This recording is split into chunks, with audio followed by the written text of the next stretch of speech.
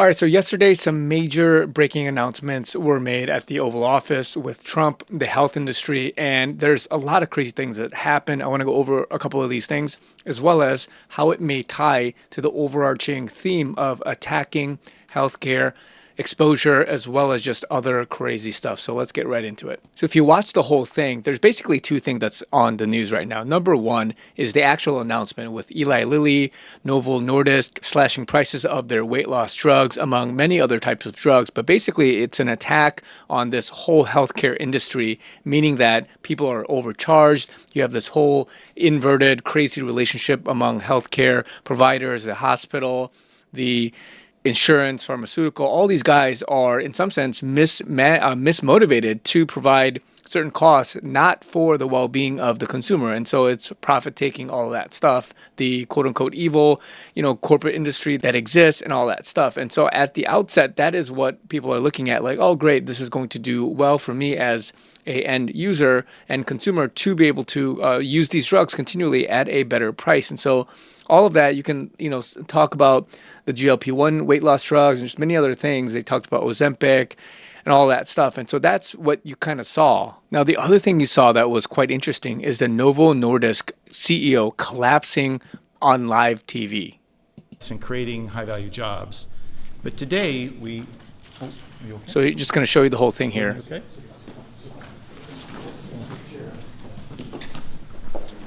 Yeah. RFK Jr. walks off. I think he's going to grab like something, a wheelchair or something. Thank you, press.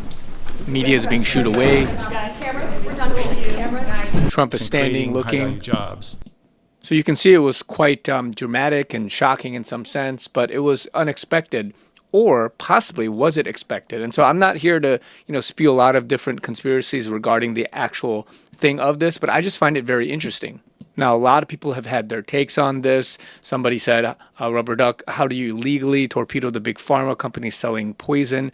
Answer, publicly gut price by 96%, then have the maker of the poison collapse in the Oval Office on live TV in front of the President of the United States. Melissa here is saying that this may be super controversial, but I think RFK is using this as a band-aid until we solve the obesity crisis.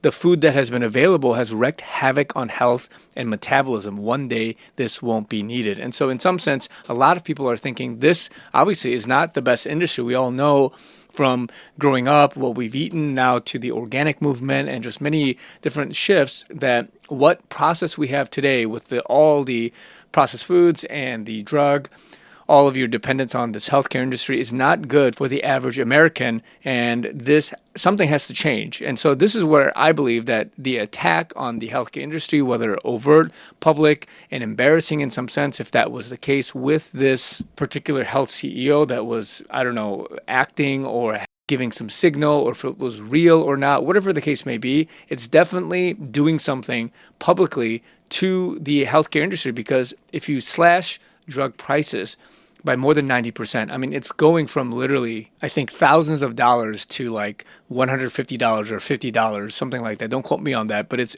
significantly cheaper than what it was before. And so it's not subsidies and all that stuff, but something is happening where they are submitting and agreeing to these price cuts. And that's a huge, huge deal. And so in some sense, on the outside, this is sort of that first phase. But what does Q say?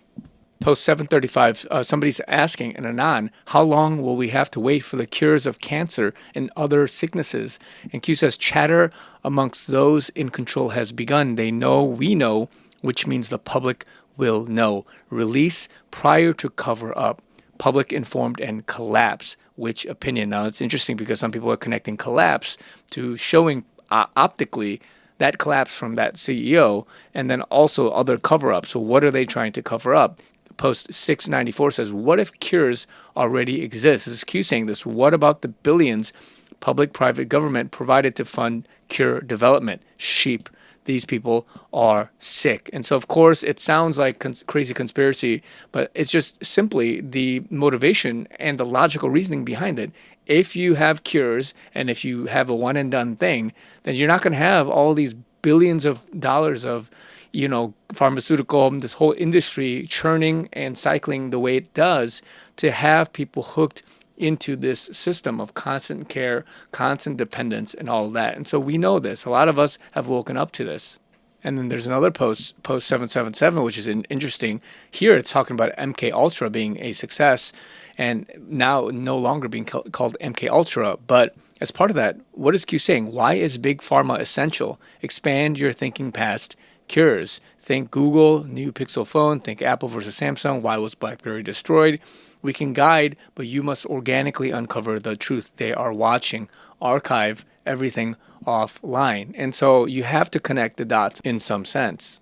And so I believe that there is something else going on with regards to having submission from these industries, as Q has mentioned, about release prior to cover up, public being informed. And these are some of the baby steps that need to be taken, because what is acceptable? Drug price reductions. What's acceptable? Access to healthcare. What's acceptable and digestible?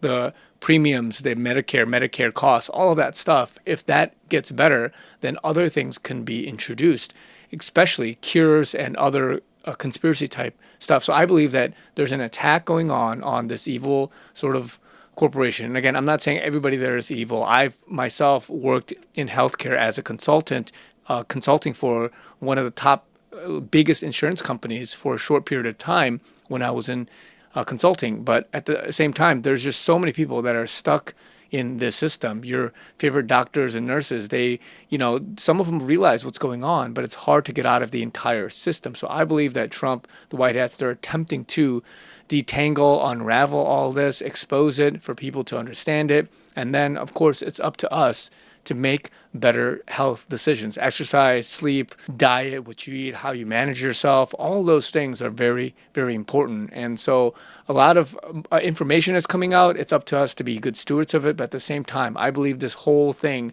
is the beginning, the start of some bigger, greater things. So hopefully we see cures, hopefully we see technology, all that actually exist and be actually implemented into society on as a norm, but we'll see how that goes. So just my 2 cents here. I want to know what your guys' thoughts are. How are you impacted by it? And also let me know if I missed anything.